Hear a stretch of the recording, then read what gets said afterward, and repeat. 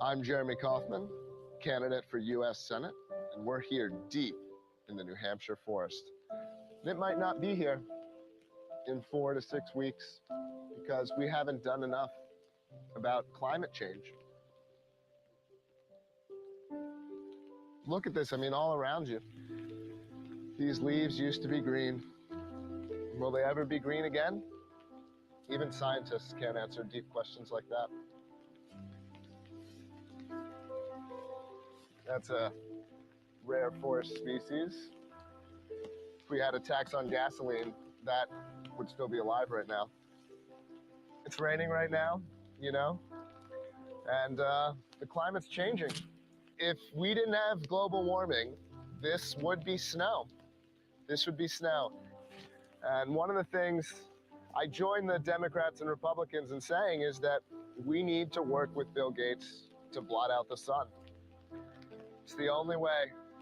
If we don't partner with Bill Gates to blot out the sun, the earth will literally explode. That's called climate change. You see this? That's a dead branch. The solution is to vote for me. I will take your money. I will give it to people that I know, but they're going to be totally cool. You can trust me, and that's why I'm running for U.S. Senate. Jeremy Kauffman for U.S. Senate. Do your part. Send money. It helps. I promise.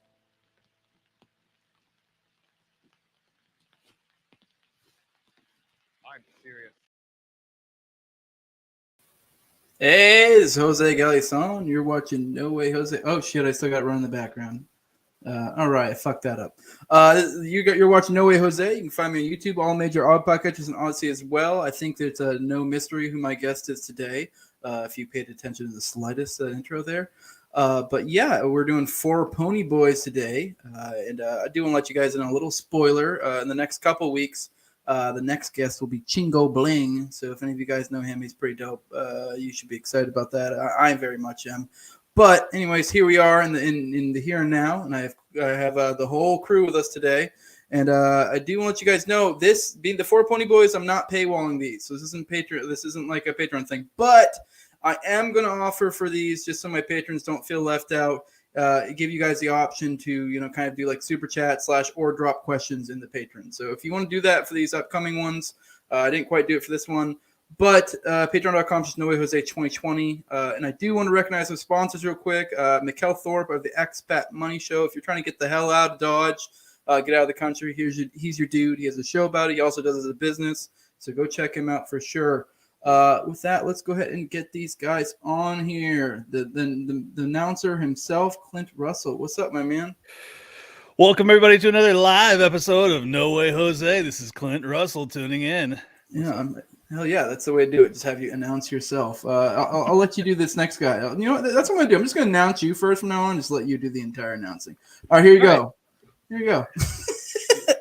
Live from the front lines of Ukraine, it is the Azov Battalion's leading assassin, Mr. Reed Coverdale, host of Naturalist Capitalist. Welcome in. Hell yeah. Slava Ukraine. Even if it means we got to start a nuclear war, fuck it. Who cares? It's worth it. I care that much about Luhansk and Donetsk and the other ones that I can't remember the names of. It's the principle that matters. Yeah. Valparaiso. That's one of them. Straight off the medical line for his beautiful wife, Mr. TopLobsta. Go to toplobsta.com to pick up merch. Yeah. What's up, guys? Yeah, your ass just hopped off a fucking plane to get on here, didn't you? This is commitment. Oh, no, you had to reschedule. Yeah. Yeah, you said, fuck that. Hey, make sure you buy your Raytheon merch from Top before it's not available anymore. You got to jump on that shit. That is pretty awesome. You got recognized by Raytheon. I want to know why you did that, but we can talk about it later.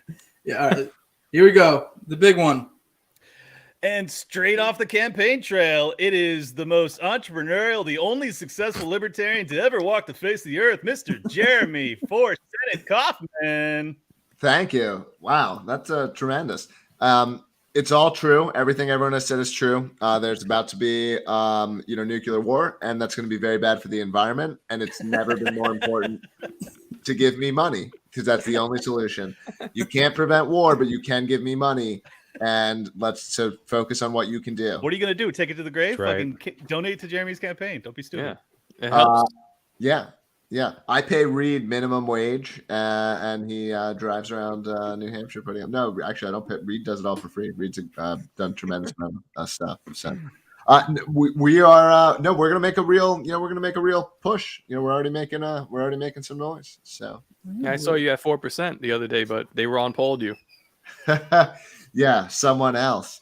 It's pretty crazy. The real fight is to get in the debates.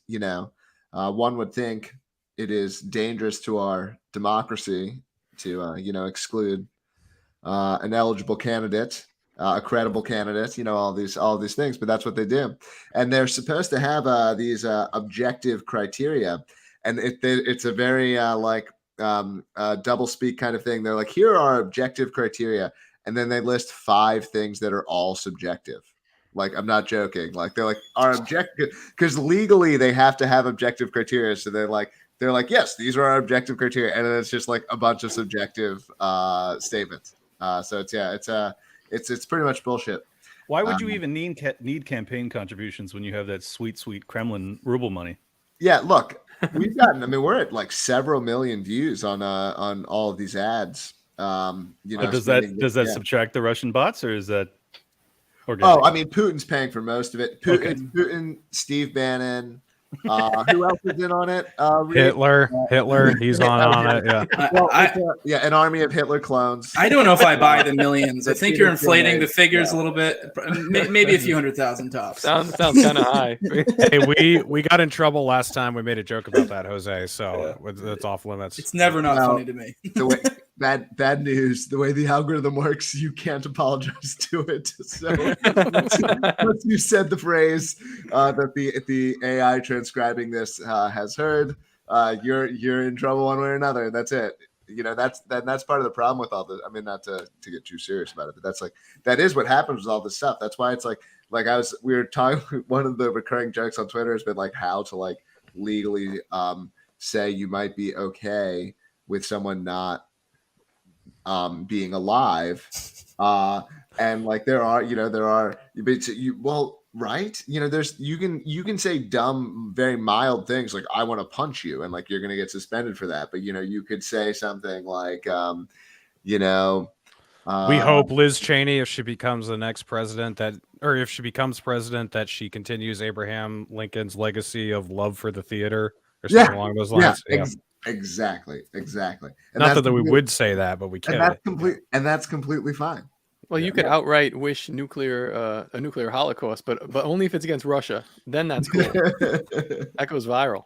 Yeah. Oh, yeah. Well, let's get into what were you gonna say, Reed? Go for it. Oh, I wasn't gonna say anything, but that's Holocaust denial to compare a nuclear war to the Holocaust because it's minimizing it. So I'm just saying. My bad. It's minimizing the Holocaust. Wait, add it to the list.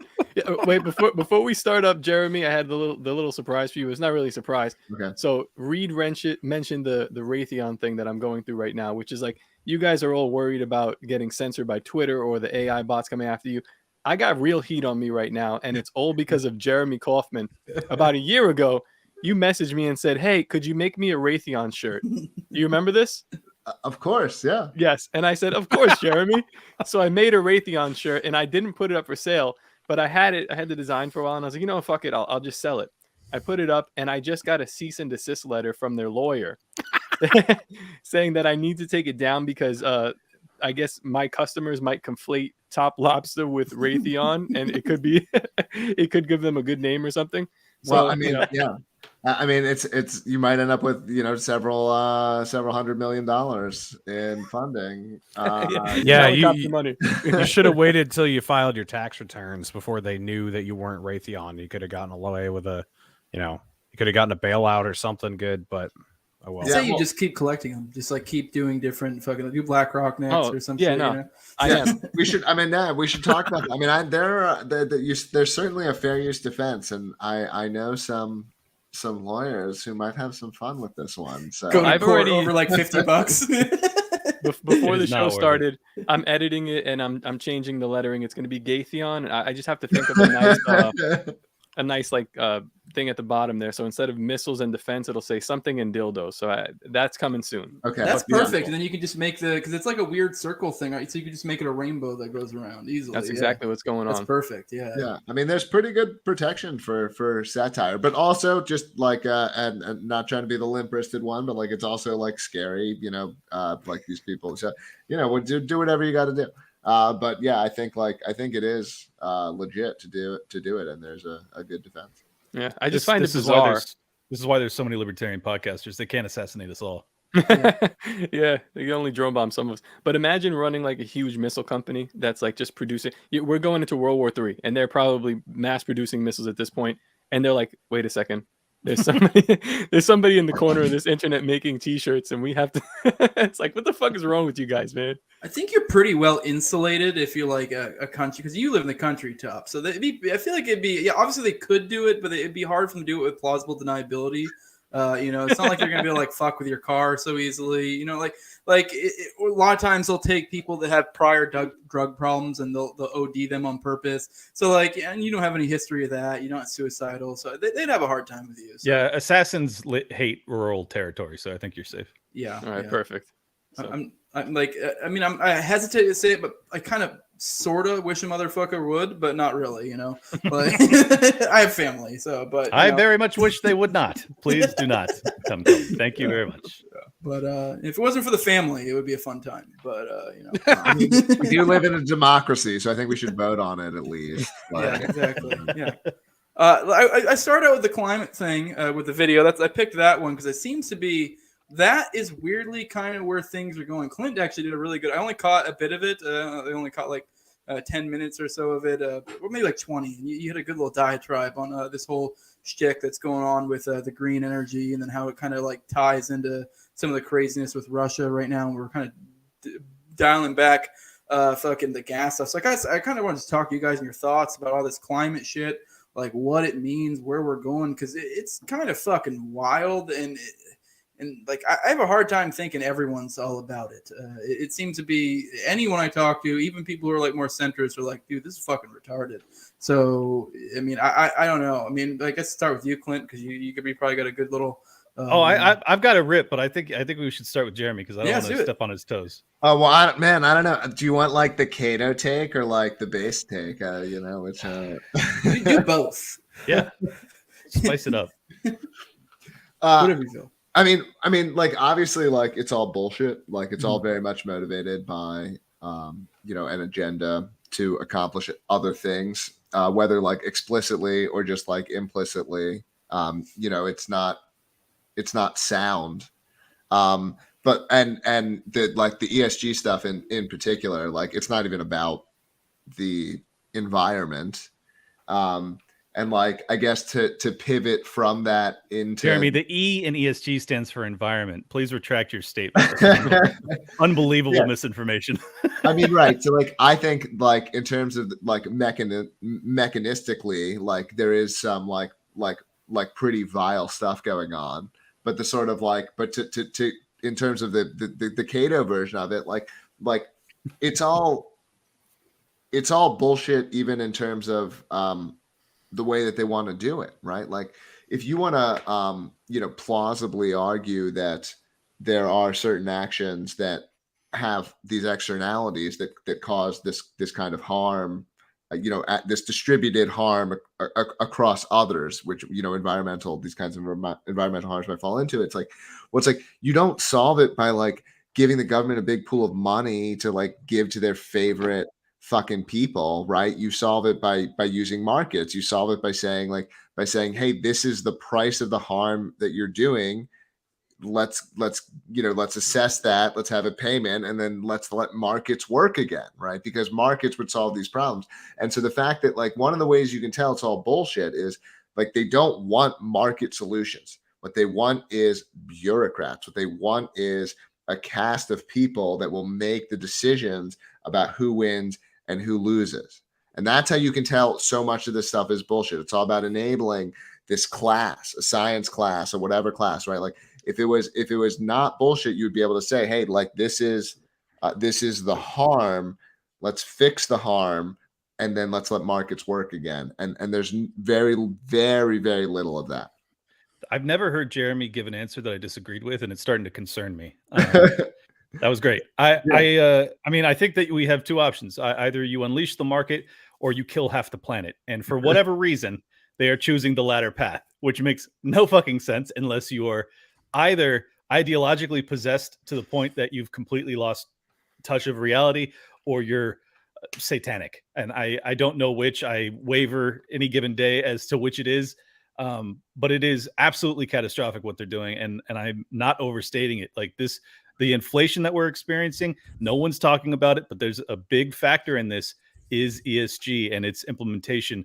The fact that the Nord Stream pipeline is so vital, and the fact that we may start World War III is ESG, because the Germans came off of nuclear power when they shouldn't have and didn't need to, but they chose to anyways, even in the teeth of a recession, even with inflation, even with a percolating war to their east.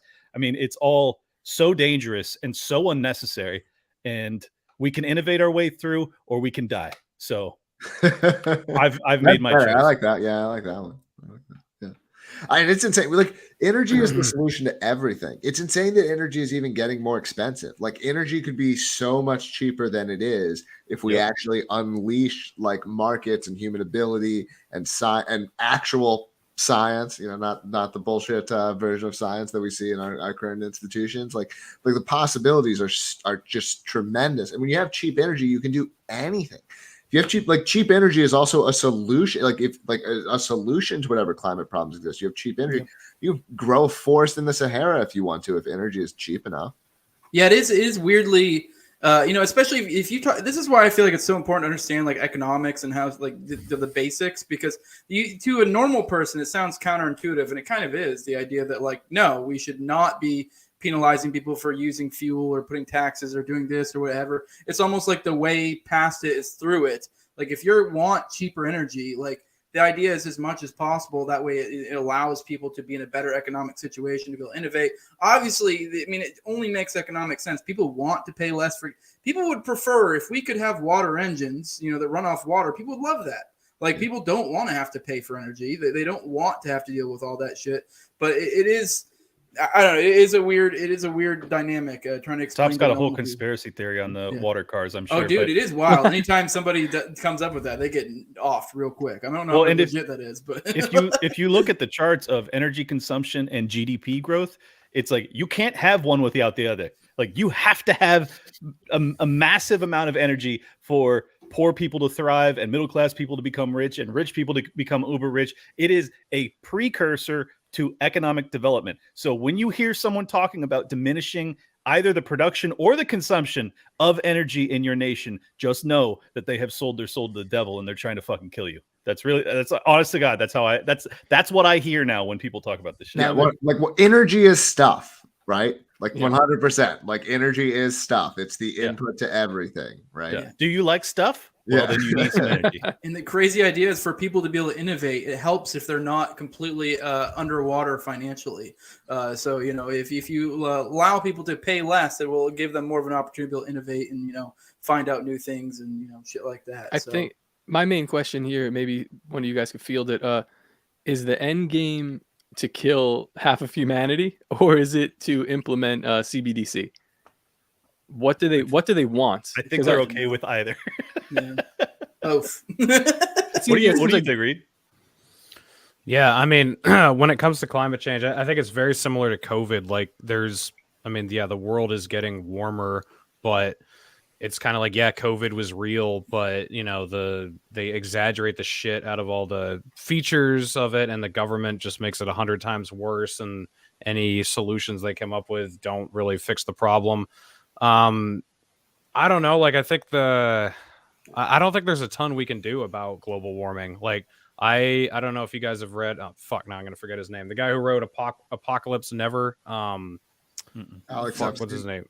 Is that Alex Epstein? That's the only guy I know who talks about this shit. So. No, it's fuck. Why can't I? He's way into nuclear. He's made the case that every country should have a nuke because that. Is it Michael Schellenberger? Yes, Schellenberger. I've listened to him a lot in the past. Haven't for a couple years now, but I kind of agree with him that it's kind of inevitable, and we just, might have to make some changes with our lifestyles of if sea levels rise a little bit or whatever, and there's not really a ton we can do about it. And pretending that, trying to cut back on carbon emissions or something is going to make a huge difference, I don't think is really productive. And I also think that that's not what most people care about. I do think it's an ulterior motive of just control. So I don't think it's completely fake or anything, but I think it's just such a misrepresentation of what's happening, and the idea that they're actually trying to save us from a calamity that might not even be a calamity at all. I don't know. I think it's be a good thing. I'll go so far as to say that I think that it is, while it may be real, it is less real than COVID was. Like that's how little maybe. it concerns me in the long run. And the only thing that concerns me when it comes to climate change is the government's monopolization and fear mongering about it and what they might do in response. It may even be a good thing, and this will give a good jumping off point for Jeremy, because I know he knows more about this than I do, because he's a big David Friedman stan. But I know this is David Friedman's argument that global warming might actually be good. I mean, it increases the carbon, which makes it easier for plants to grow. It makes more areas on the planet more fertile. But I'll pass off to you, Jeremy, because I know you are a little bit. And obviously, you're not David Friedman, but you probably know more about this argument than most of us do. Yeah, and David Friedman wouldn't say that it's clear that global warming is good or anything like that. But I think that the sort of he's a very he's very good at thinking of the things in a big picture way, and sort of saying what's the effect of this on the system of the whole, what are the trade-offs, this kind of thinking, right? And I think that there is a very clear, we don't have to, and David Friedman, for example, would accept that the climate is warming somewhat. That would be, I think that's true as well. But the question is, from a libertarian perspective, right, from this sort of property rights economic perspective, what is the harm? Who is harmed? What is the cost? And this is a very simple, way that these kinds of people who have this kind of agenda, you can even put it to them. It's like, okay, so you're saying okay, I put out 1 ton of carbon dioxide. Okay, who's hurt?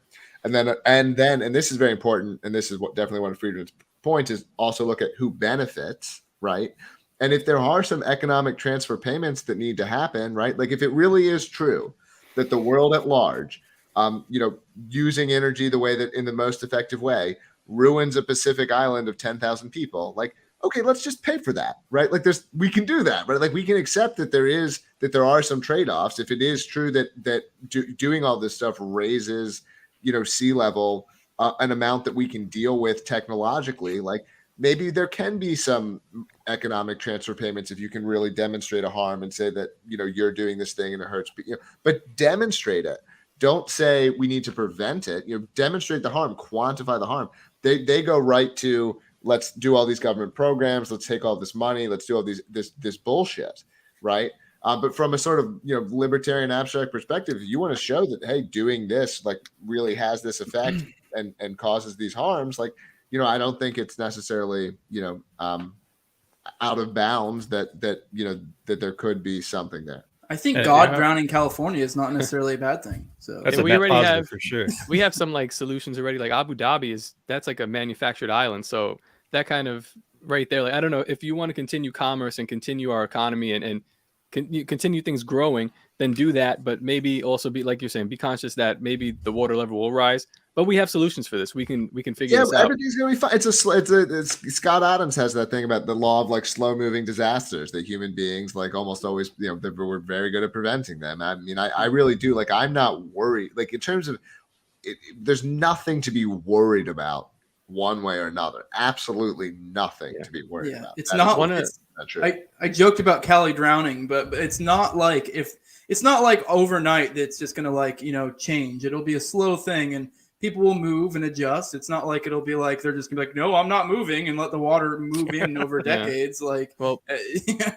One of my favorite arguments was Dan Pena's rant against some woman that was frantically saying her kids are gonna die, and he was like, "Listen, you stupid bitch. If these places were going to be underwater, insurance companies wouldn't be insuring multi-million-dollar houses. You wouldn't be buying beachfront property, but they're still doing it. They're still building there. They're still selling. So it's Yeah, I kind of look at like most of these things. Look at where the money is going, and if those people aren't too worried, then I'm not that worried Yeah. either. According to Al Also, Gore, I'm a I was little supposed to be underwater right now. I'm in Miami. I'm not underwater. They're In New fucking York, full too. of shit. Their predictions are absolute trash. I don't know how many times they have to be proven wrong before people just dismiss this out of hand. There is no evidence of sea level rise. It's like within inches of what it was 50 years ago. It's a complete canard. It's an obvious fucking fiction that is based off of modeling. And if you didn't learn your lesson as to how manipulated and full of shit modeling is after COVID, I can't help you. I'm sorry. To be clear for the YouTube censors, that was parody. Climate change is 100% a real thing. It's something we should all be alarmed about. The election was legit. COVID is real.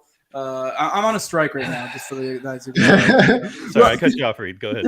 A funny thing. So even if you look at some of the modeling, like the rational modeling, like if you look at the actual science of climate change, like CO2, there's no runaway effects. Like doubling CO2 isn't even a doubling of the temperature. The ratio between CO2 and temperature is logarithmic.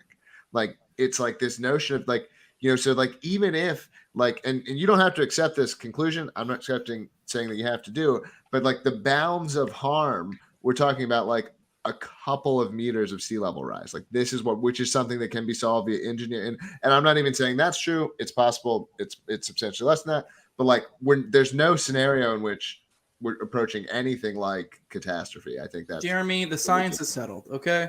I'm actually more convinced that the greenies would destroy the environment than industry because every solution that they present is much more destructive to the environment than existing systems. So, for example, the greenies hate pipelines, but whenever we shut a pipeline down, we're trucking oil instead. So you're burning more oil and you have statistically more spills when you move things by truck.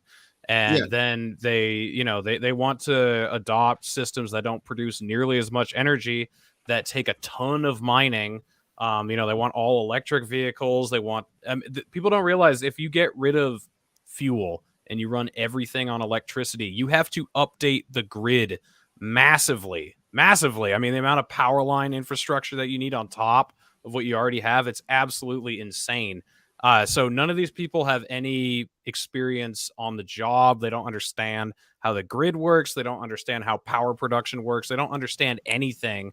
And they're trying to run our energy industry. Yeah. So like, I mean, aside from the economy and people, like if you're just worried about the environment in general, then the greenies are your biggest fucking enemy because they're going to destroy it more than industry will at this. And what's required in order to be able to have a conservationist mindset is abundance and wealth. Yes. Things that only first world economies have. Yeah, look at Haiti or Somalia. Like they don't have national parks. No, they're not real fucking concerned about conservatism because they're trying to survive. And that's the real issue is like the Venn diagram between people that bought hook, line, and sinker, the COVID hysteria, and the people that and also bought the line that the government was the only solution is a complete fucking circle when it comes to people that buy the global warming fear mongering and buy that we need a global government in order to address it. Yeah. These people have no right to speak anymore or make decisions for any of us. I want them all out of power. And if you're voting and you think this way, stop voting and go to church. Actually, just stop voting in general. I also want to say, like, the whole environment argument, I feel like it's almost like a little bit of a misnomer. Like, barring like a fucking nuclear, Holocaust, and even then, which these people also support right now. Yeah, but barring something like that, the environment will be fine. Like far after we're gone, maybe we'll affect evolution in some way. It'll create different species or some shit. But really, the prime thing should be we're team human, like, and then environment second. If like, all human beings die, I don't give a fuck about Earth. Yeah, like I'm just being totally honest. I don't care about Earth. If we're all dead, I don't give a fuck. The reason this place is valuable to me is because we get to live on it. Just being totally honest with you guys. I don't care about the planet if we all die.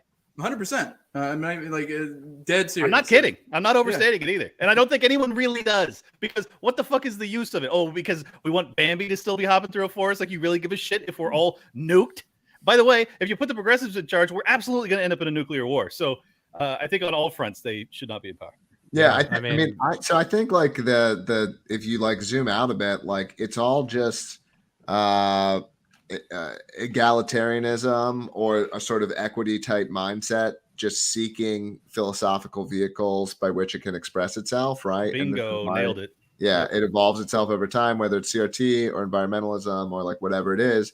There are people who have a certain view, a certain ethical orientation in terms of way in which they want to make things, Yep. and they will just go to adapt, find, whatever it is that will let.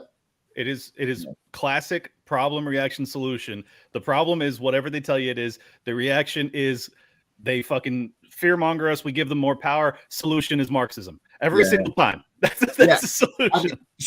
I don't know if we want to explore this. I think I tend to view it as more of like a bottom up emergent type phenomenon rather than a top down instructed one. I think experientially they feel very similar, right? Like it's not wrong to talk about them as an entity and so on. But I do think in terms of how it actually happens, I think it is like frequently much more sort of like bottom up, locally generated sort of summation of sentiment rather than this sort of.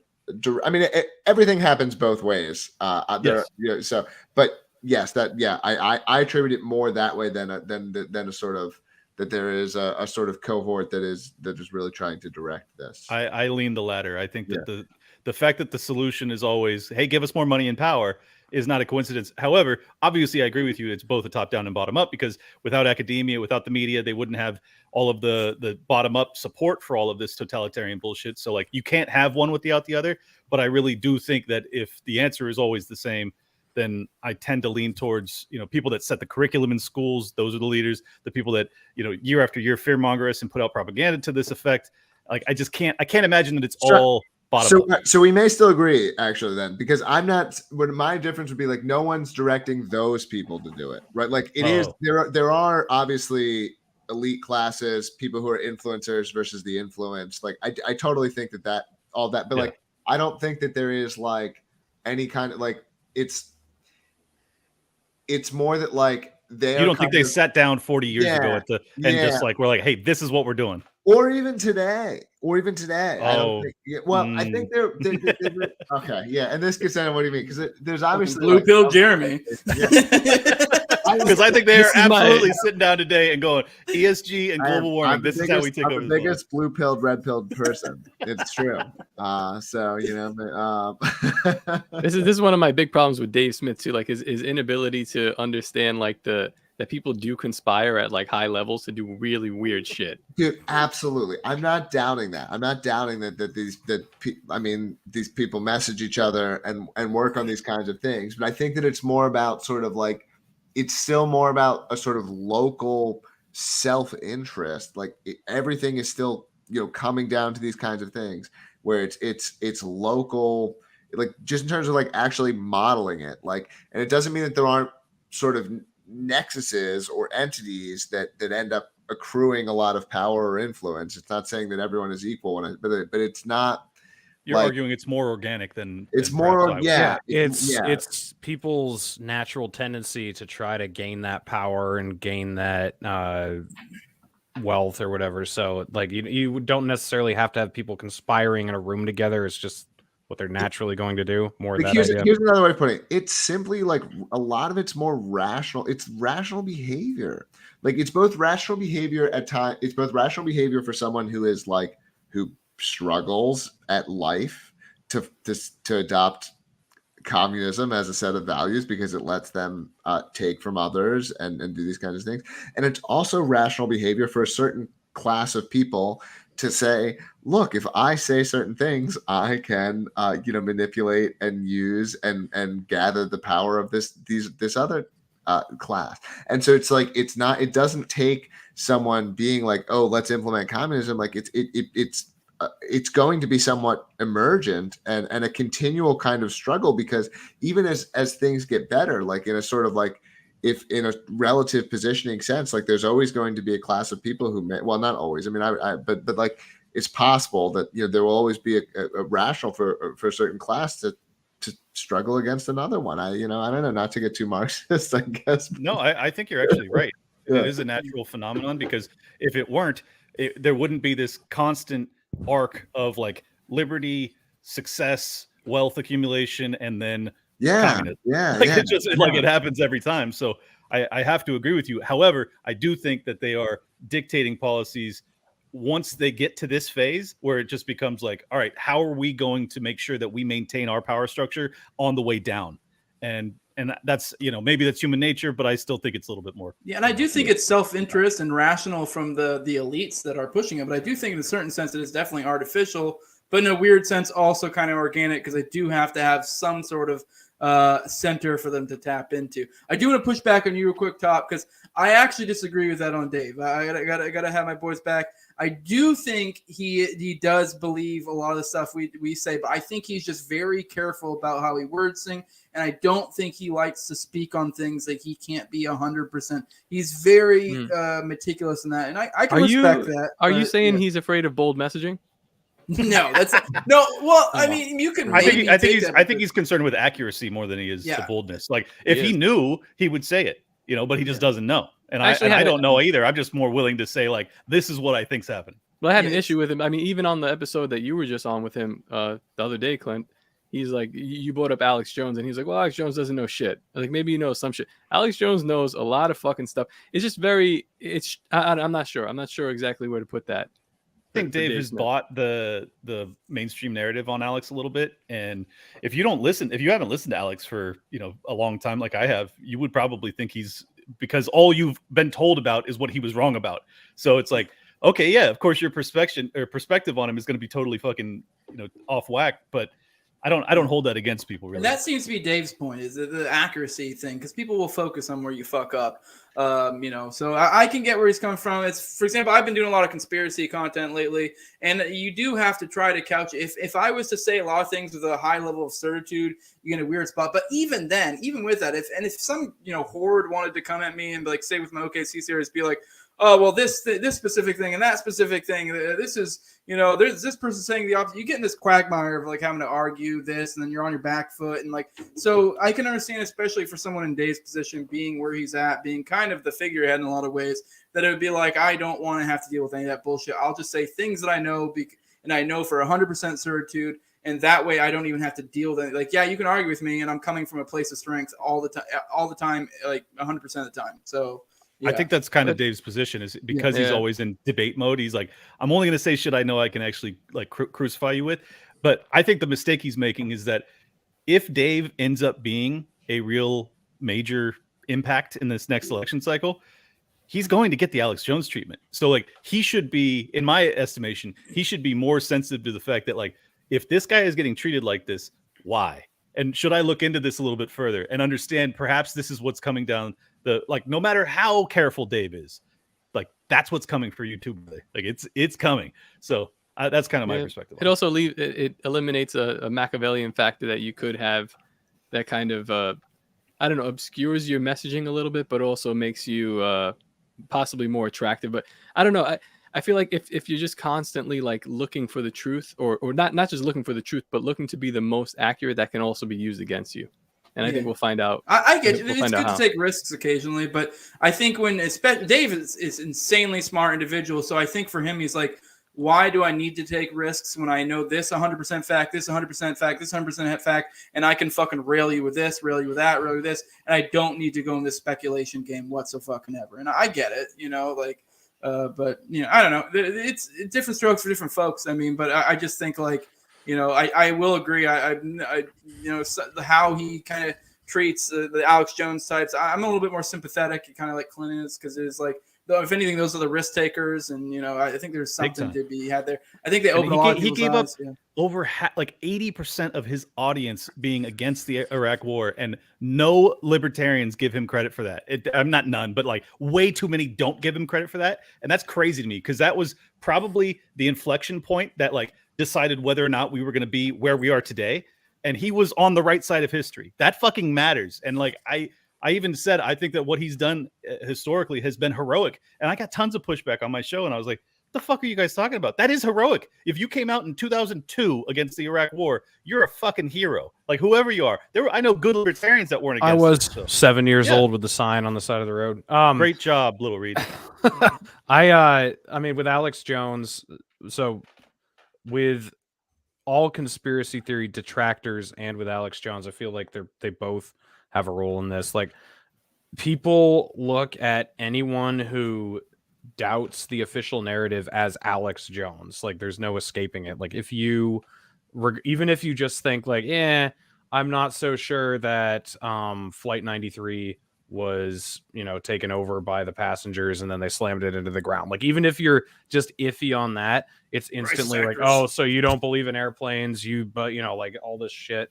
And I think that's partially because of Alex Jones, but it's also a lot of people aren't willing to listen to anybody who has any deviation from the official narrative, and you're just instantly put in this kook camp of, denying facts or whatever. And I think that's unfortunate. And I think a lot of the people who stick to accuracy tend to, just kind of push anyone who has any deviation from the official narrative as a kook. And I don't think that's good. I would argue the inverse, that the people that view anything away that deviates from the mainstream narrative as kooks, you're more wrong about everything than the kooky motherfuckers are. Like, you are so wrong about your entire worldview that I can't even relate to you. Like, if you don't think that there's fuckery going on in some form or fashion, I'm like, you're a crazy person. And it's like, and I brought this point when we had Dave on too. I can completely, I mean, maybe it's because I've gone down these rabbit holes that I can totally sympathize with the Alex Jones type who take like a whole lot of leeway, because it's like, yeah, I get it. He says a lot of things with certitude that maybe he shouldn't. But at the same time, it's like when you learn about things like the Founders Club, and then then somebody makes a claim that, I don't know, the Democrats are kid-eating pedophiles or something crazy. You're like, well, I don't know. There's some credence that, could kind of lend itself to that. I mean, I'm not saying that's the case, but, I mean, I don't know. There's precedence here. I actually had that discussion with him and Scott on a stream, and I was like, if they're going to accuse like Hillary Clinton of eating children, why would you go out of your way? Why would you defend her? Why would you, want to say the truth? I would just say, and then that's it, and log off. Or just like, okay, I'm not that concerned about, I don't know. There's a certain tactic that I think. If Hillary Clinton hasn't eaten at least one child, I'd be surprised. All right, let's move on. We're talking conspiracy theory. Also, not to speak from experience, but once you have one, they're like Pringles. We were talking about Tower Power the other day, or yesterday, how we were joking about, because there are conspiracy theories that there's like a chakra in your butthole, and then people deduce that like from that like it kind of ties into adrenochrome conspiracies, and then why it's always pedophilia, specifically little boys, and it's like, well, that's how you get to the tippy top there, bud. So I'm not saying do it, but there are some benefits. A joke, guys. A joke. Jeremy, do you want to get elected? Jose as irrational and repugnant. I mean, this is where you get really crazy conspiracy, because you can tie so many conspiracy theories together and some of them have small grains of something to them, but then you can jump from this to that and make like craft them together and create your own little crazy conspiracy. It gets wild. I feel like I'm looked at it as the conspiracy guy, and you and Top are way bigger conspiracy theorists than me. Like, 10 I'm aware of them. I enjoy listening to them because I'm like, oh, that's interesting. But I don't really buy them. Like, if there's not Clint, something legit. I listen to your show when I want to feel normal, Clint. You're like, listen to this blue-pilled cuck. What do you think is the largest conspiracy that's clearly true? ESG. Yeah. That's the moon. Oh, that's true. Sorry. That's so I would put forth like Operation Snow White as a candidate, like where that was like at least hundreds to thousands. Like that's the like Scientology infiltration. I don't actually know that one. Yeah, I don't know that either. But that, I mean, other like government ones, I guess. What like Operation Timber Sycamore? Although is that like so pretty many. much accepted now? They're so so many. real. But what's the base that's like accepted? Like Gulf of Tonkin is like there's probably a lot of people involved in that. That's like everyone accepts that. The government was like it's some branch of Sinking of the Lusitania or Gulf of Tonkin. Wait, so are you yeah. saying the biggest one that's accepted or the biggest one that's not culturally accepted? Accepted. Oh, What's the largest one that's? I would say yeah. Tonkin. Yeah. I don't know anyone that pushes back on that. Like, I mean, no. weapons of mass destruction. Does anybody deny that anymore? I mean, Oh, MK yeah. Ultra Some- is like wild Very as few fuck. though. But the Like, Yeah, that's some official, conservatives do. yeah, the official explanation on weapons of mass destruction is not a conspiracy, which obviously I'm not suggesting is a correct explanation, but that's like the Okay, well, I guess I'd have to say MK Ultra for that one. I mean, like, although, like, what do you mean by accepted? Do you mean by like at large by society, or accepted and like they've said for sure it happened? yeah. I mean, I want where it's like it's that yes, the evidence is like very very strong that it's because I find all kinds of possibilities plausible, right? Yeah. But if I'm trying to sort of size like what could be true, I think it's reasonable to look at like what are things that we know are true, and then sort of like extrapolate from there. So it's like if the largest conspiracy, because conspiracies are hard to maintain. That's part of the problem with conspiracy, right? There's a lot of incentive to defect, et cetera. And so it's like, what's the largest conspiracies that have been successful? Secret ones are probably going to be like, they could be somewhat larger than that, but they're probably not 100 times larger than that. Oh, right? you mean large in scope? Like, Yeah, it's large in okay. scope and grand as people, Okay. how secretive, how long they maintained it. Well, I think the number one with a bullet is the Federal Reserve in terms of like the most successful, long lasting. They got away with it. They've made an incredible amount of wealth. And then the most prevalent, farthest reaching conspiracy of all time, and it's happening in real time, is ESG. I honestly believe that is a global push for essentially central banking, CBDCs, everything. Dude, Operation Gladio is a good one. Are you guys aware of Gladio? Yeah. That's just wild. That's basically a lot of people don't realize we had Northwoods over here that didn't actually, or they say it didn't pop off, but like because Kennedy fucking threw a fit and was like, "Fuck you guys, we're not doing this shit." I mean, a lot of conspiracy people think like, well, they probably fucking kind of did it anyways. But but the people, I don't know the specifics, but I know I was talking to, I think it was Richard Booth, the guy I did my OKC thing with. He was saying like the main guy from the Northwoods things that basically ended up being the main guy for the Gladio shit. So they basically just moved it over to Europe. I forget it specifically where it's at, but they basically just did Northwoods over there. Pales in comparison to the Federal Reserve, dude. Oh, yeah. Imagine if you're a criminal and you come from one of the wealthiest families in history, and you get together with a bunch of the other wealthiest families in history, and you come up with a way to control the money printers and the money supply. That is the fucking greatest racket of all time. And people just look at it like, oh, that's a given. This is how things work. I mean, it kind of is, though. If you look at history, it's not. If think about it, though, what were they doing previous before fiat? They were melting down gold, fucking, diluting it, shit like that. So this is the thing that's gone on forever. It's minor in comparison. Shaving some off of a gold coin is a little different than being able to print as much money as you want. Yeah, the next one will be the CBDCs. So it'll keep on shifting evolving. as technology shifts. So let's keep moving with conspiracies. We just had the Nord Stream pipeline that blew up. So my thing is like, it was clearly obviously Russia, but now why? Like, what 12D chess is Russia doing here? What possible, like, what crazy machinations? Oh, you think we won't nuke you? We'll get rid of our only outlet for cheap oil exports.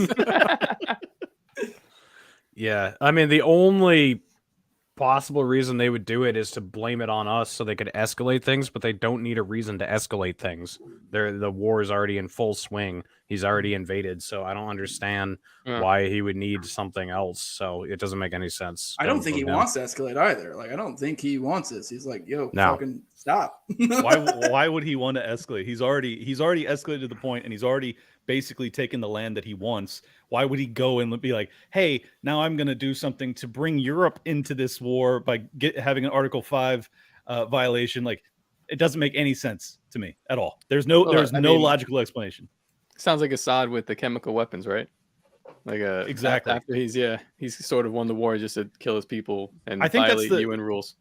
Just like Jeremy was just bringing up, I like to look at conspiracies of the past to be able to assess things in real time a little bit more expeditiously.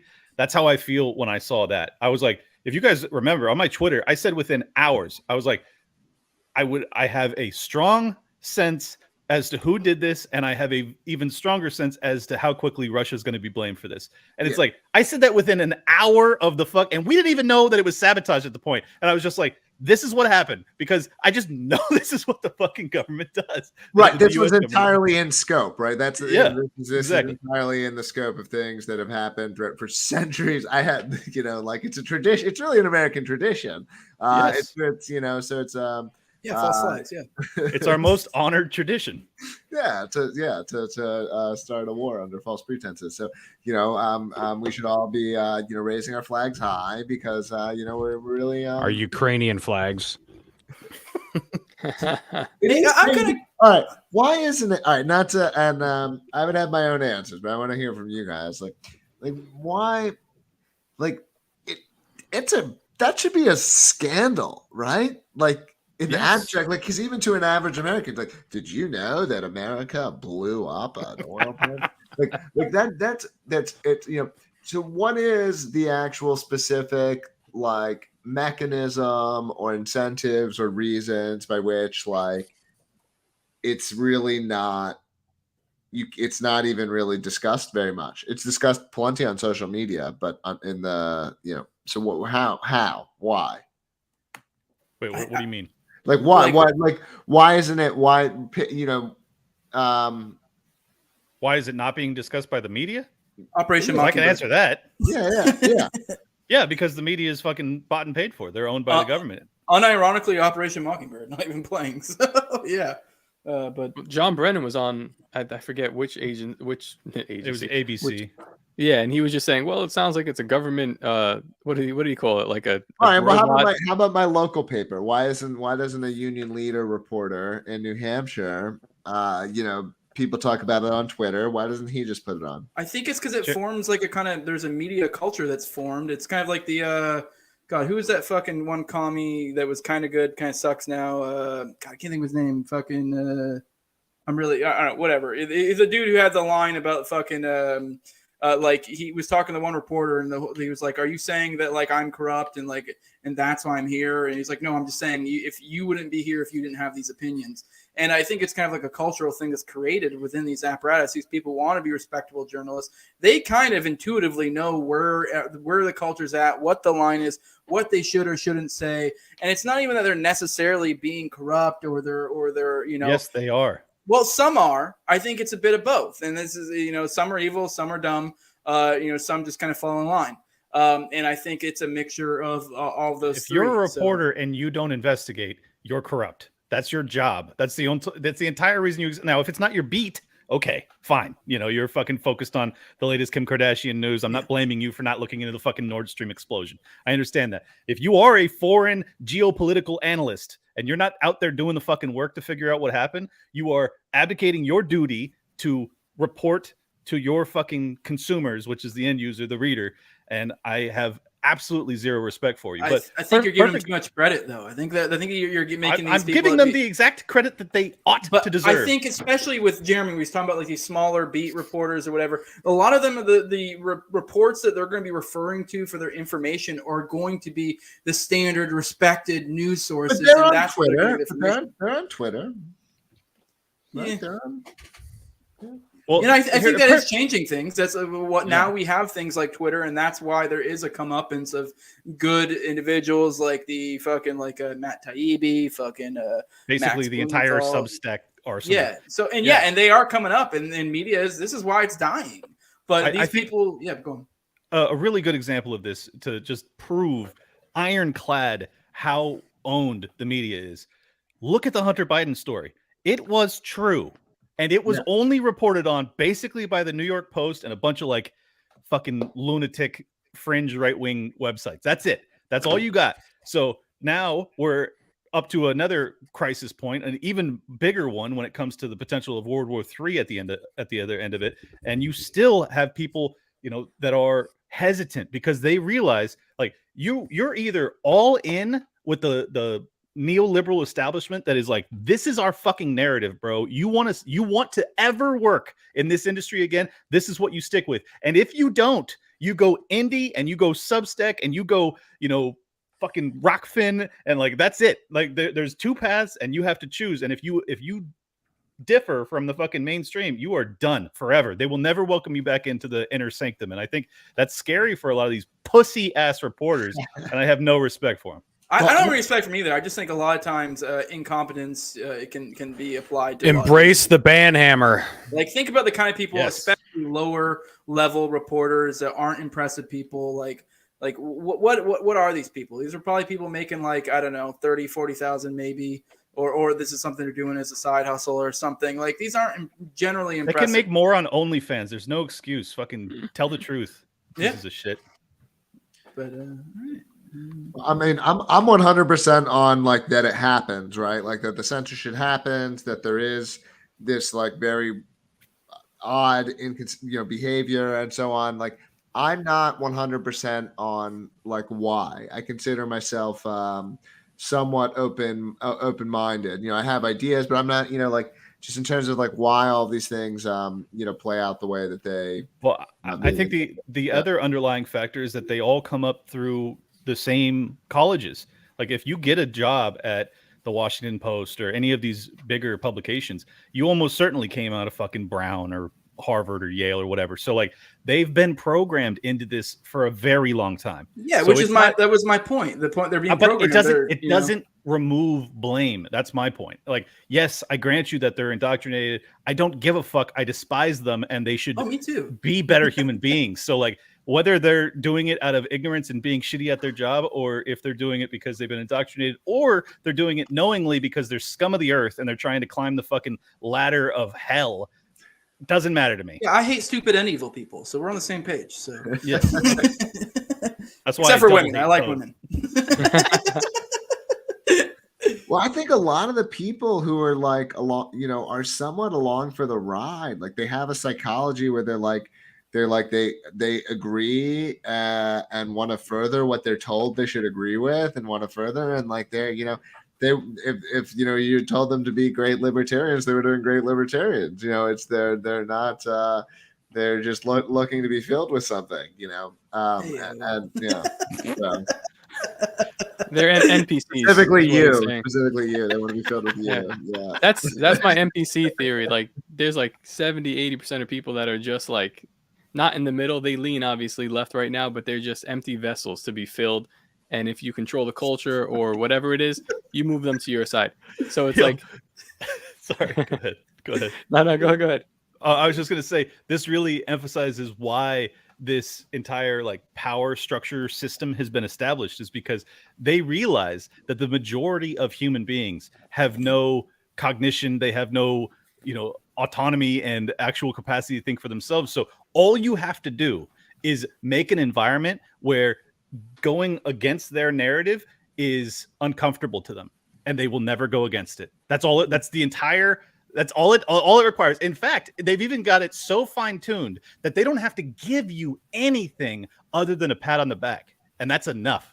And sometimes they don't even have to give you that. They just have to not have a fucking bot swarm come after your social media, because now for the youngest people, that's all they give a fuck about. So like, it used to be that the government had to like turn around and give you some free shit. Now they're just like, no, we'll just like pat you on the back, or now we'll just leave you alone because you shut your mouth. Good little slave. Like, it's incredible. Like, I think it's really weak though, because obviously because they're providing nothing, anyone that's suffering is going to start to look for truth elsewhere, or they're going to kill themselves. And I'm fine with either option.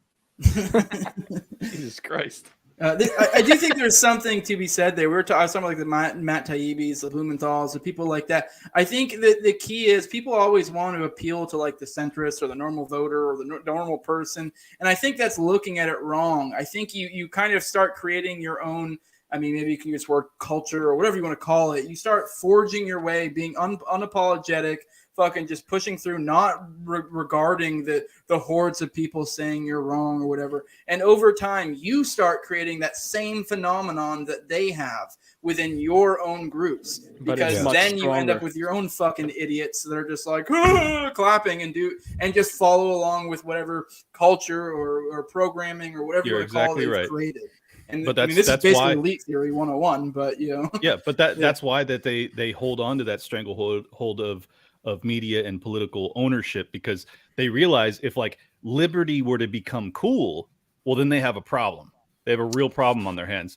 But right now, slavery is cool. Like the only way you fit in if you're under 30 years old and you're on social media is to be super pro-slavery. Like that's an amazing mindfuck that they've actually convinced the youth of this country that it's rebellious to want to be a slave forevermore. Like LPNH is making liberty cool on Twitter. Unironically, we're the vanguard. Yeah, I agree.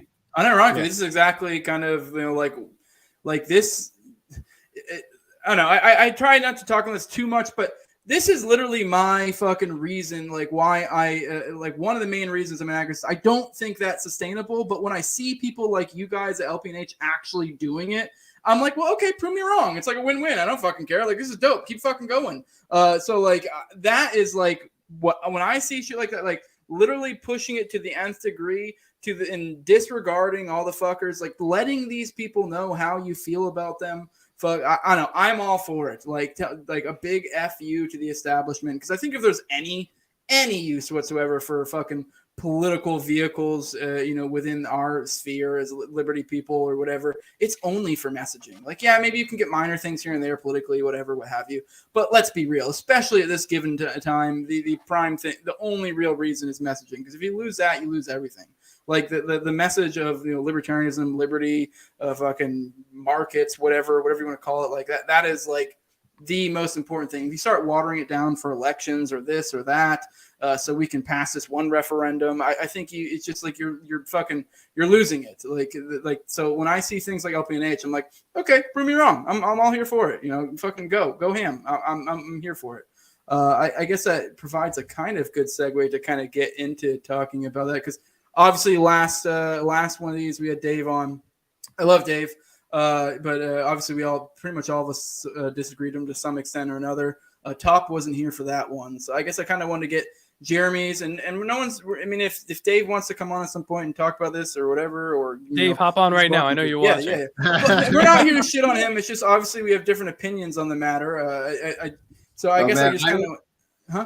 I haven't been tracking all of this. To be honest, like, let me give you the Cliff's notes. Dave is opposed to LPNH's messaging on the more extreme messaging front.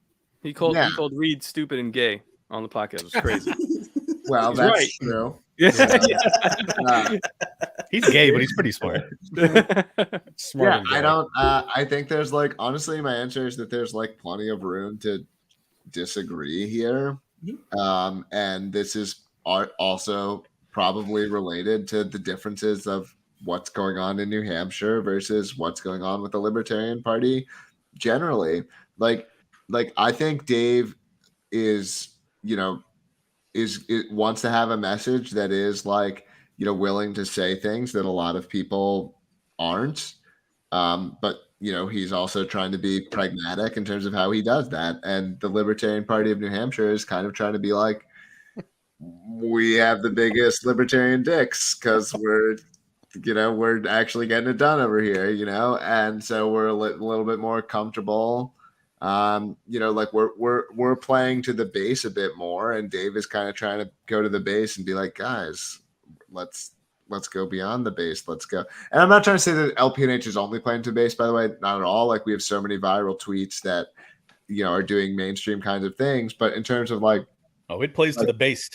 But some of the stuff like we're like, and even in terms of, and not to conflate my stuff with LPNH stuff, because I manage so many different brand accounts on Twitter and I keep them all separate, but or on social media generally. But it's like that is part of it, like, because we're trying to send this signal and saying like, hey, like in New Hampshire, there's enough of us that like you don't have to hold back, right? That you don't, and like, but Dave is not wrong to say like, look, if we want to be maximally successful, maybe we hold back a little, right? Like and so I don't think, and so I think it's just the tension behind those kinds of things. I don't think this is where my disagreement came in. It was like, why not just say we disagree with LPNH's messaging, but we're a decentralized movement and leave it at that? Like, I don't have to say anything. I don't know. Well, maybe what went beyond that, I guess. I don't know. Like, he said it was like, if you want this movement to,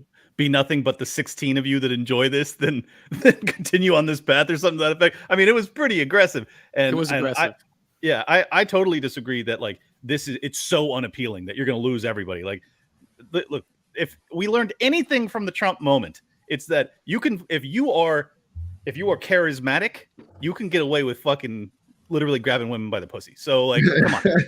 You could shoot a man in Central Square or whatever the fuck it's called. My issue with what Dave did is like you said, just like being outwardly aggressive towards what New Hampshire's doing.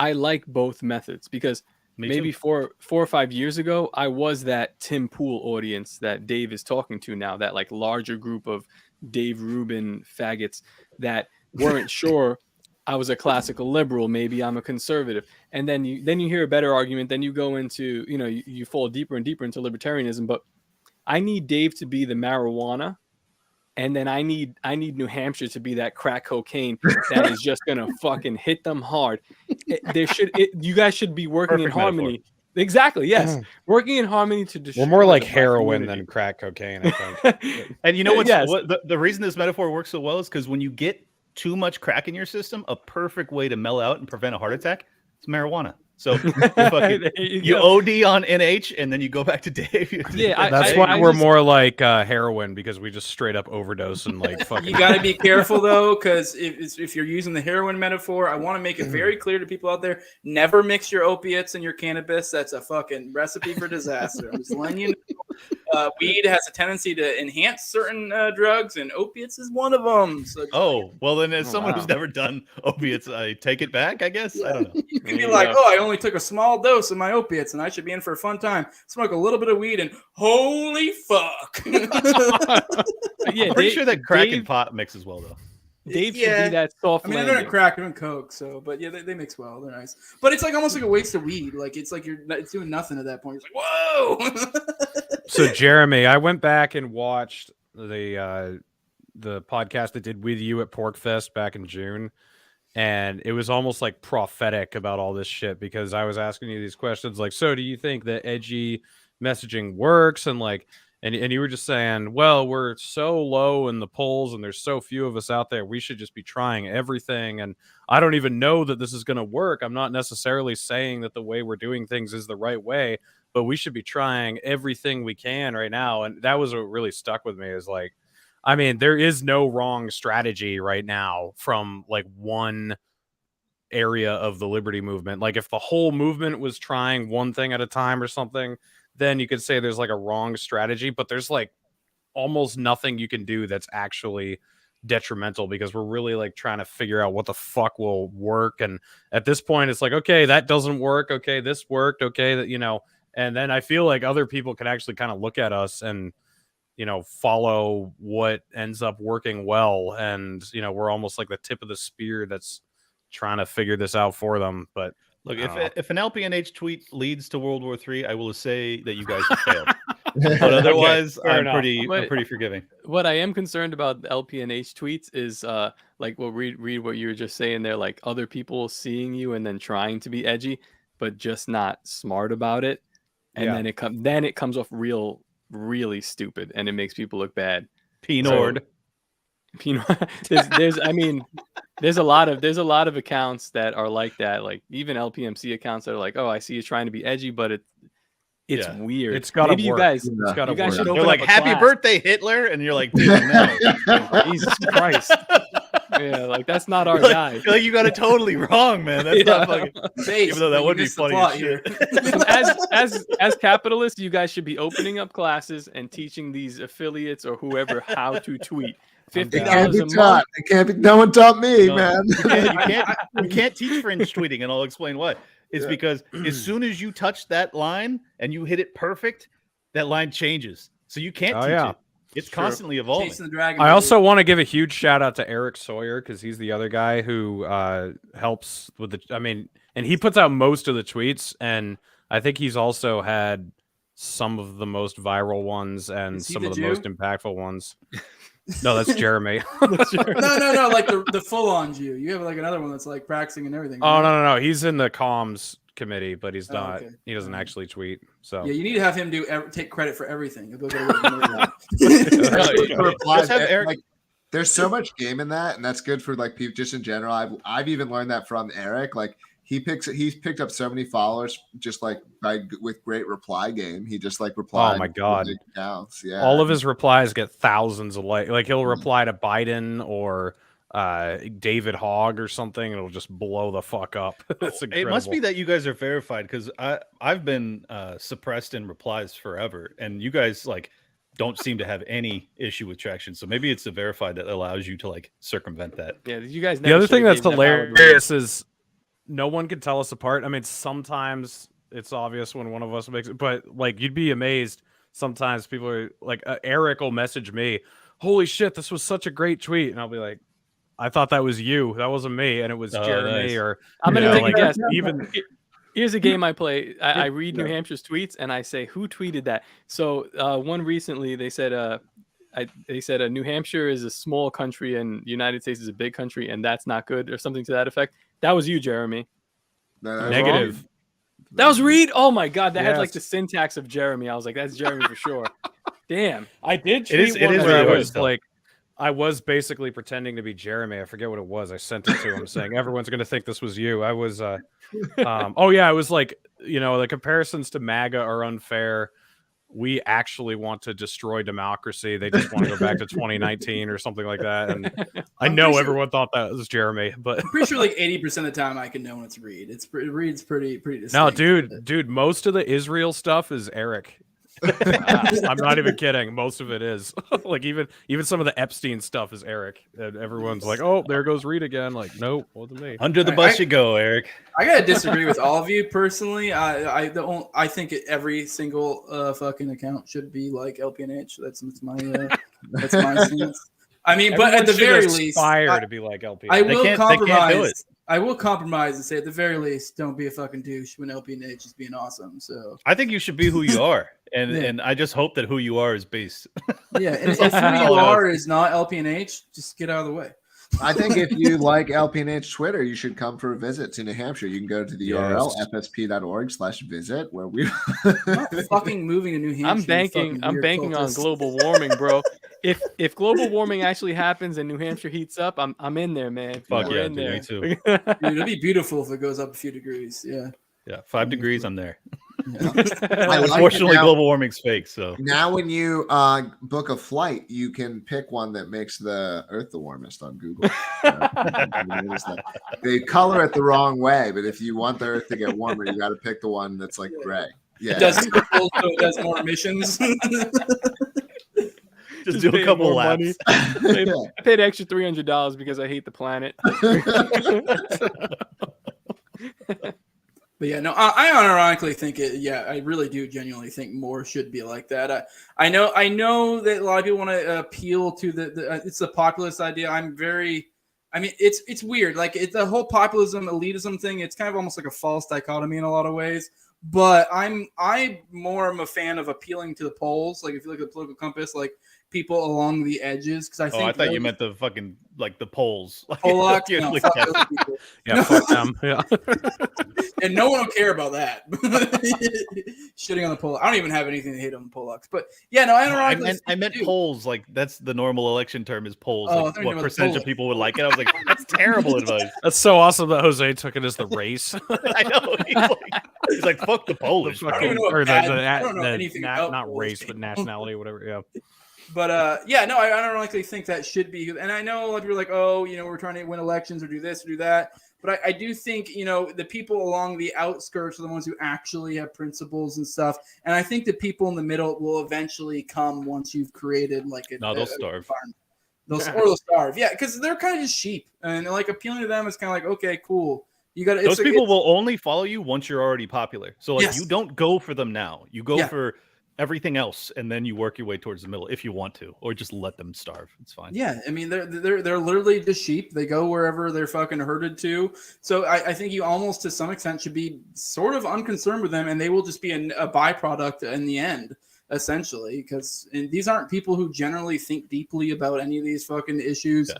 So if you consider yourself a moderate in these times, like I don't even know what I could possibly do to reach you. Like, culture war, why are you talking? Culture war is like it's like 15 to 20% of the people, and it's like such a tight battle. I feel like because the left controls the institutions, it looks like way more left leaning, but there's a critical mass. Once you get that mass over to your side, that other 80 comes.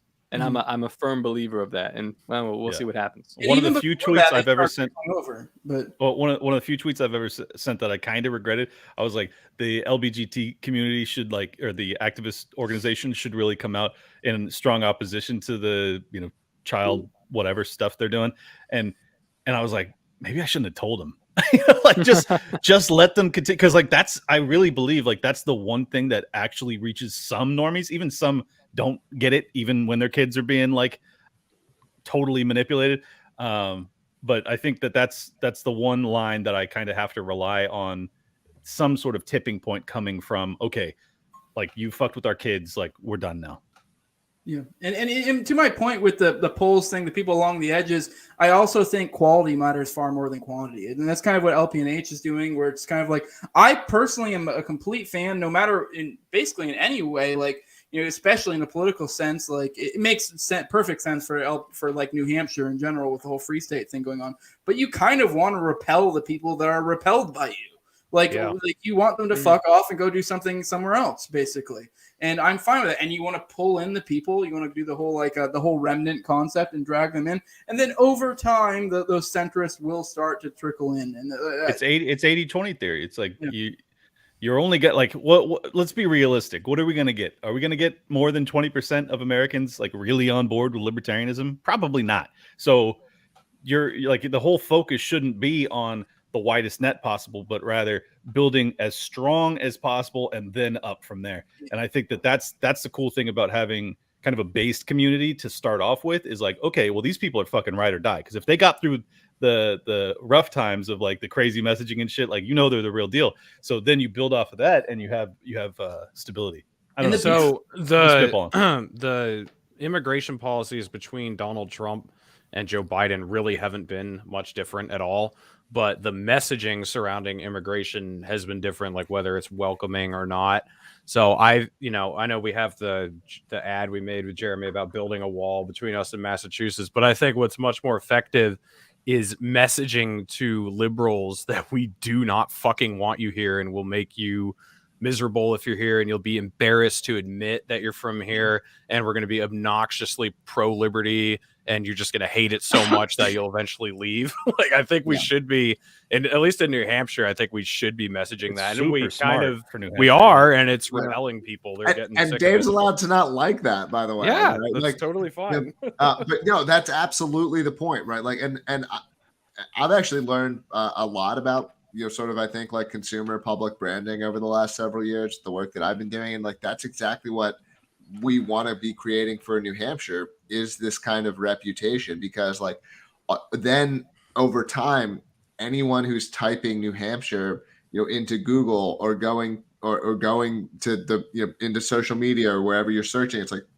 you're going to find all this shit, all these articles, all this drama. It's like, why, if you're a progressive, would you ever come here? And the more that we cement that reputation, like the more that we'll win, over time. And Florida, of course, is developing this reputation. This is exactly what California and New York perfected. Yeah. They have scared out all of the conservatives, all of the libertarians. And I'm here for it. Right. In like a reverse type thing, but go on to it. Yes. The governor of Kathy Hochul, she was like, if you're a conservative, we don't want you.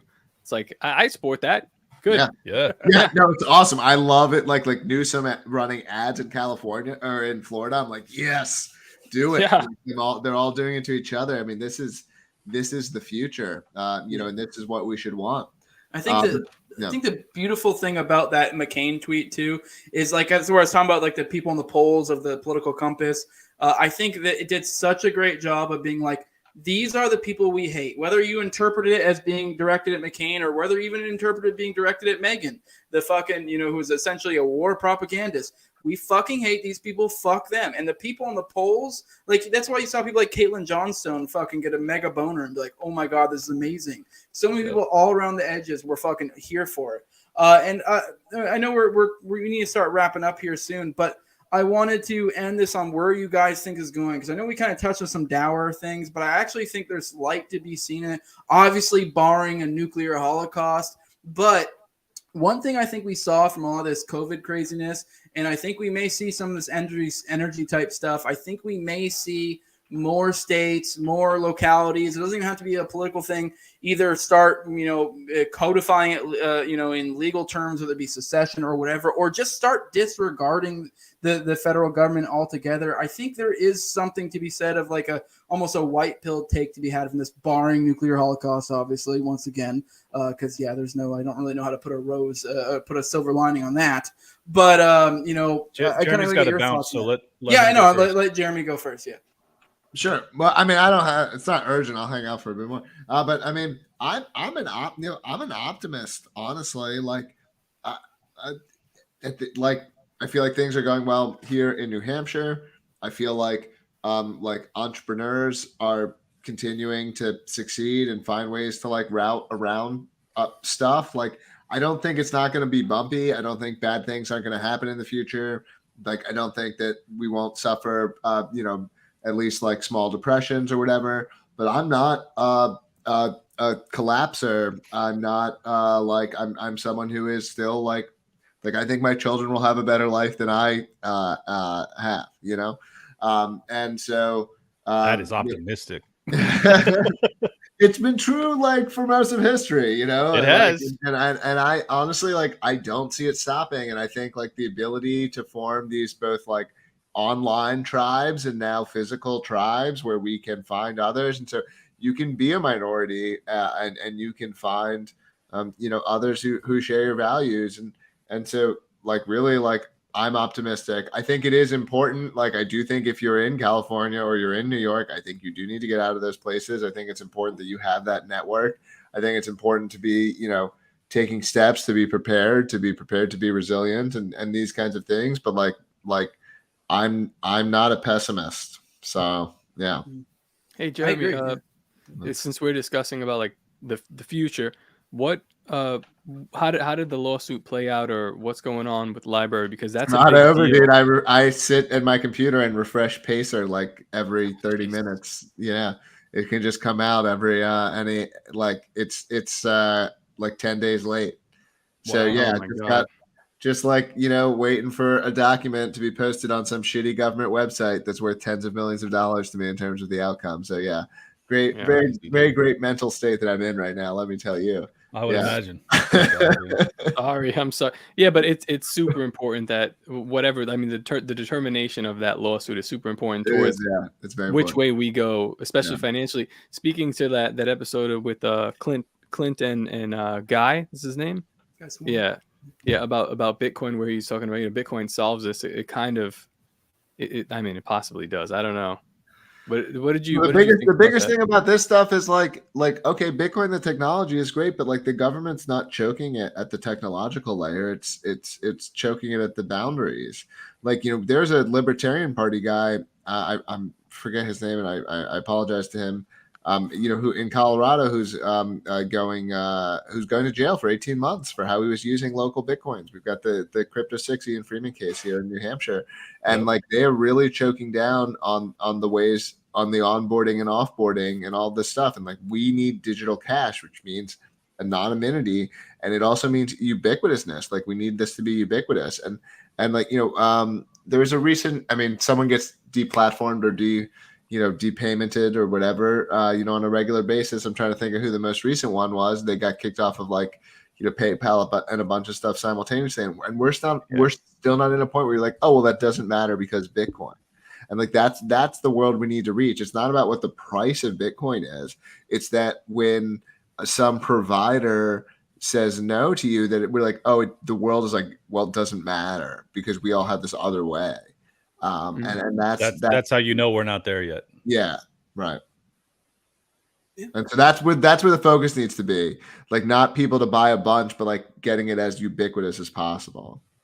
I haven't gotten Reed's take on optimism lately. Give it to us, Reed. Oh God. Well, I mean, just think of what our grandparents went through. Like World War II is the worst thing that's ever happened in history. I mean, 70, 80 million people died. We get upset about tensions in Ukraine, which they could get bad, don't get me wrong, but I mean, can you imagine with today's media if D-Day happened now. I mean, just think of the idea of D-Day, just tens of thousands of men just hitting beaches and getting mowed down with machine guns, and then just taking over Europe. Dude, the selfie stick footage would be fucking dope, though. Or like the firebombing of Tokyo, or like any of these things. Like if they were happening today, it would just be insane on today's media. So, and we've been, through a lot of nuclear, threats in the past too, in the Cold War with Russia in the past. So I don't know. I don't think that it's necessarily the case that we're going to despair and blow each other up like we've been here before. And we've been through a lot worse. I mean, I don't think wars happen like they used to. I mean, there's still like the blockade in Yemen is awful. And, the war in Iraq was awful. But the war in Iraq is just absolutely nothing compared to World War II. Just a blip on the radar. And the fact that wars like World War II or World War I don't happen anymore is a really good thing. And wars really have gotten a lot smaller and a lot less destructive compared to the way they used to be, like, decades ago. So Physically I don't know. destructive. Yeah, physically destructive. So I don't know. I think there's a case for optimism there, that things aren't as awful and shitty as they used to be on a large scale. They don't even want to fight. Like Russia, at least, it seems like they don't even want to fight. I mean, even Ukrainians. I mean, Ukrainians. It's like, it's not like, it doesn't feel like it feels like a forced war. Like not even like yeah. I think that's kind of what disturbs me most about this, actually, is that there doesn't seem to be any real public fervor for it. Like it's pretty good evidence that there isn't, because you have to put tens of thousands of fucking pro-Ukraine lunatic bots on Twitter just to like, carpet bomb anyone at Elon for coming out seeking peace, like God forbid, right?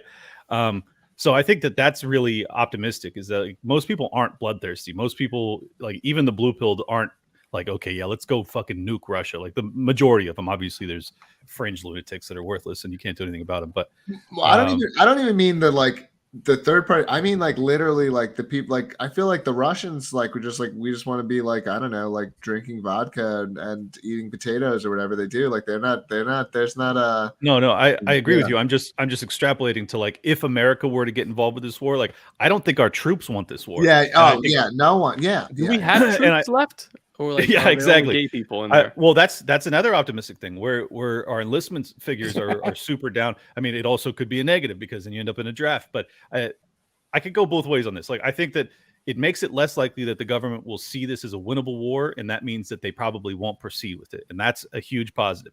The downside of that is, well, maybe these lunatics proceed anyways, and then we get our fucking teeth kicked in, and that's a huge problem. So, I don't know. As for, optimism or reasons for optimism, I think that, I can't help but have a two-tier answer to this. I have a tremendous amount of optimism for free-thinking people. I have almost no hope for those that aren't, like, on the fringes thinking for themselves. Like, I honestly just think that these Jeremy's getting a kick of a die. I'm just being honest. Like, I don't think that the average person who just consumes like mainstream news and goes to work and does their job and just like is a fucking automaton, I don't think these people are going to survive. It's going to require flexibility and creativity and entrepreneurialism and all sorts of like skills that are unfortunately relatively rare in our modern civilization. So I'm very optimistic for people like us, and I'm very pessimistic for people that aren't like us.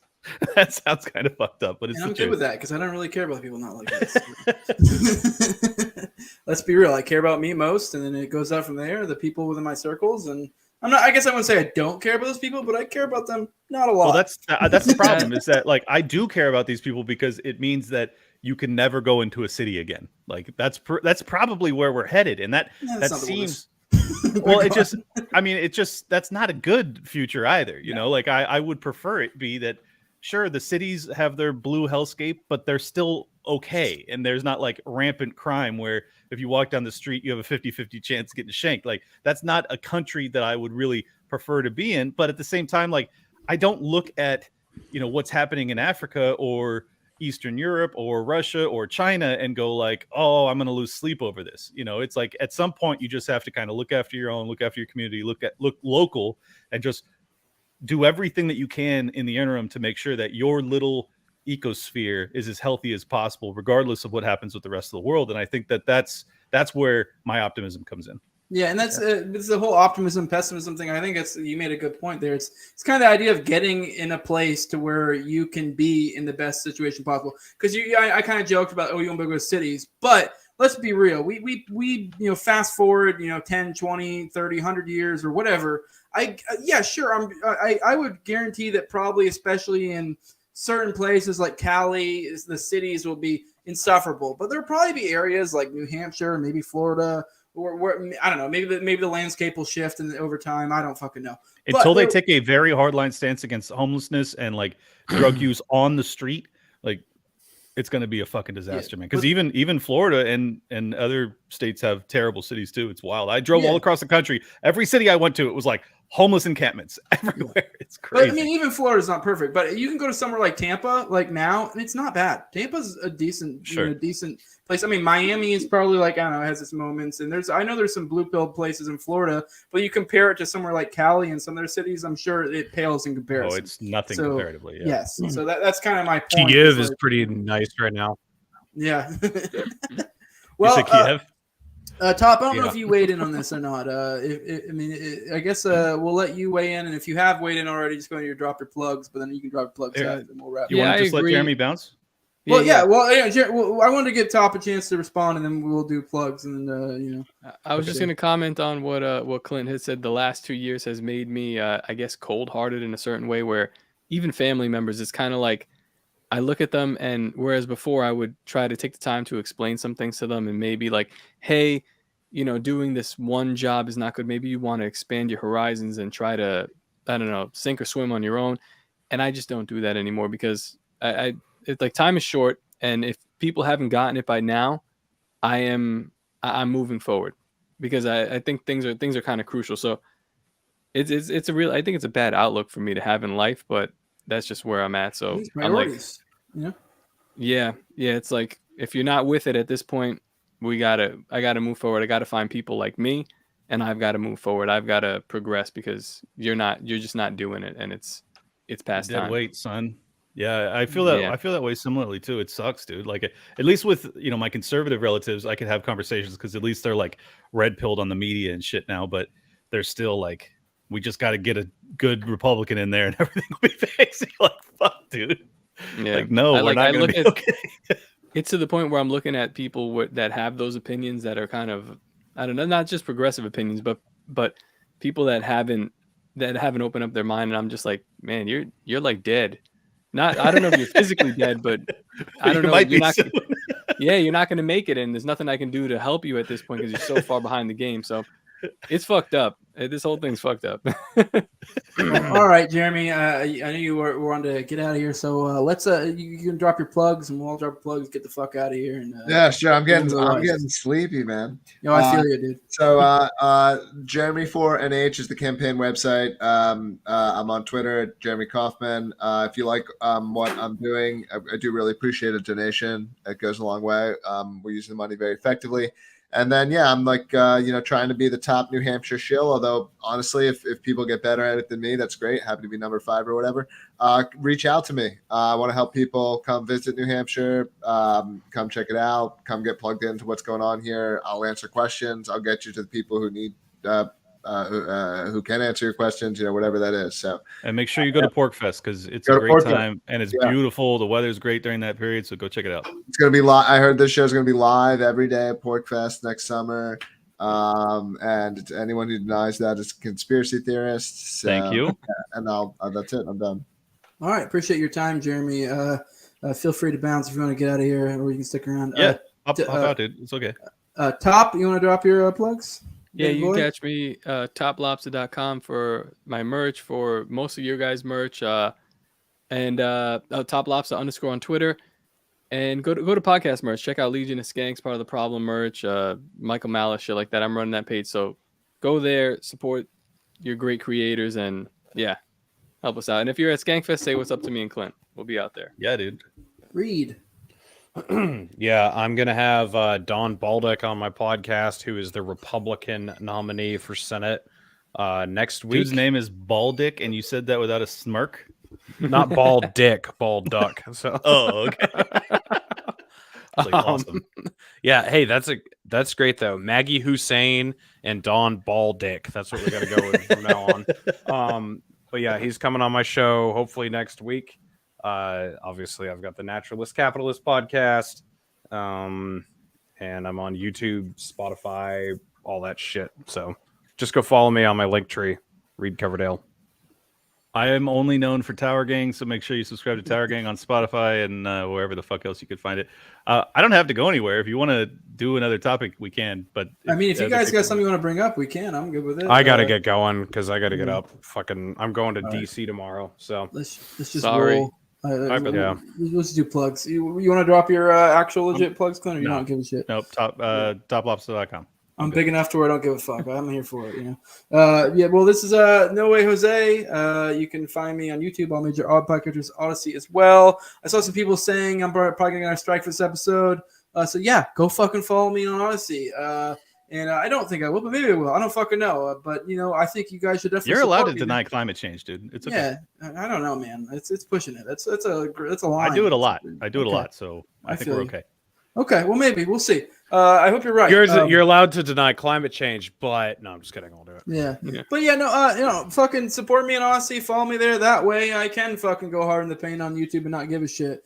The more followers of an Odyssey, the more I'm able to not give a fuck about this.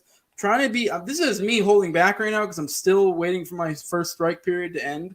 Because I don't want to get that second strike. But once the first strike's up and whatever, I can just get a strike again. It's not a big deal. But, just support me on Odyssey. If you want to support me financially, patreon.com/NoWayJose2020. Odyssey, Senor Jose 2020. I do have 2 weeks from now. I mentioned it earlier, the 20th, October 20th. Chinko Bling is supposed to be coming on. So I don't know. Maybe something will change. Maybe it'll be like Alex Jones situation with Clint. We'll figure it out. I don't know. Hopefully he shows up. I'm really looking forward to that one. He's an interesting fella. That'll be a fun one. And yeah, I got some interesting stuff coming up. I think I might do a bunch more Duncan Lemp content here soon. Your plugs take too long. Yeah, but fucking that's all I got. Go check out my OKC series. With that, we are out, guys. Appreciate everyone showing up. Share this around, all that good shit. We are Hugs out. and kisses.